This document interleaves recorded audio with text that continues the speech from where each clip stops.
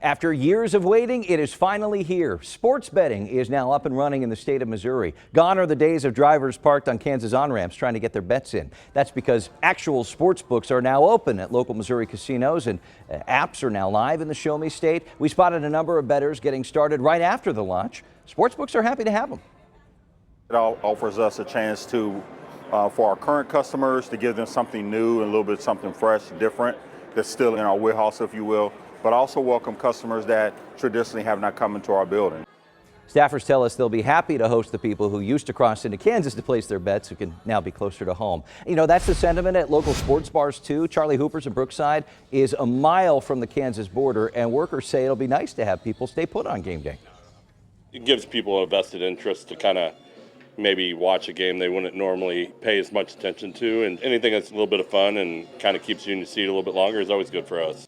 It could also be good for Missouri. The state's charging 10% on the adjusted gross revenue from sports betting operators, with the money first going toward reimbursing the State Gaming Commission for the cost of regulating sports betting. We'll talk about that in a moment. After that, the greater of either 10% of that revenue or $5 million is earmarked to address compulsive gambling, and then the rest would go to education, spread out among school districts across the state. State Gaming Commission says it's too soon to say exactly how much revenue the state will see, but initial estimates put it between $20 and $28 million a year.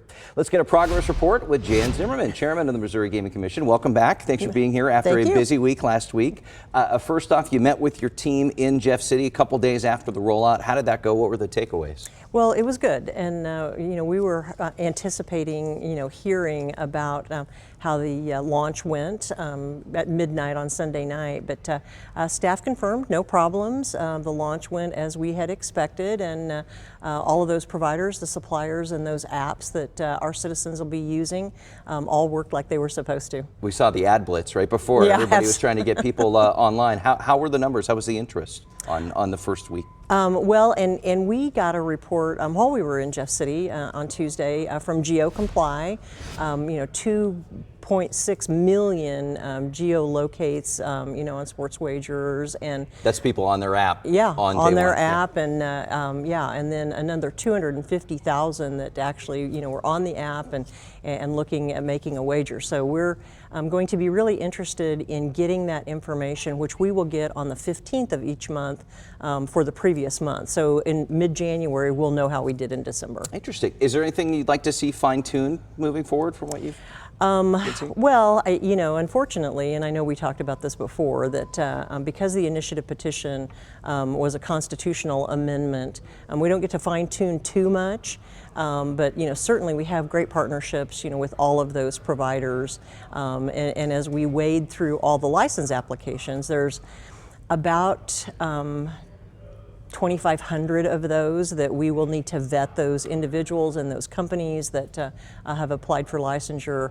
We will be fine-tuning if someone it's not appropriate that they receive a license. You mentioned the amendment, and we talked about this last year before the election, before the amendment went to the voters. We did. Written into this amendment are a number of situations that kind of let sports betting companies write off some of their expenses, yes. or critics would say they're avoiding paying taxes.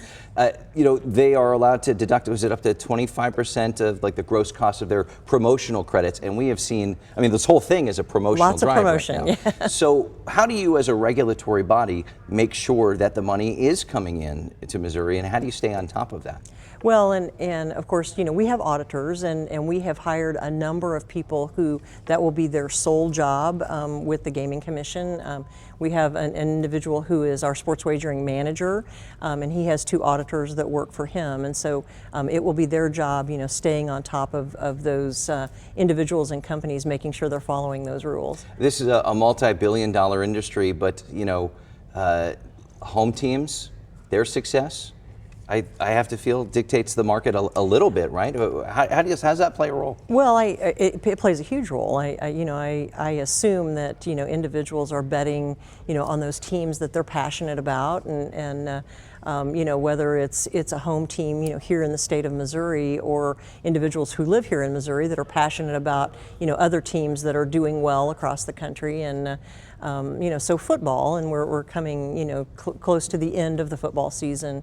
Oh, we hope not. Well, I hope not. see. I hope not. I'm wearing my red today, There you so but you know, we will get a good flavor, you know, through January of you know how people are wagering, you know, based on the success of our teams. Well, fans who complained that they couldn't bet on the Chiefs in the Super Bowl this year, hopefully they have a shot in February. Fingers crossed. Jan Fingers Zimmerman crossed. with the Missouri Gaming Commission, thank you. Remember, Missouri has a problem gambling helpline ready to go. Just call this number, 888-BETS-OFF. It's available 24/7 with support, resources, and referrals for anyone affected by problem gambling. We're back after this.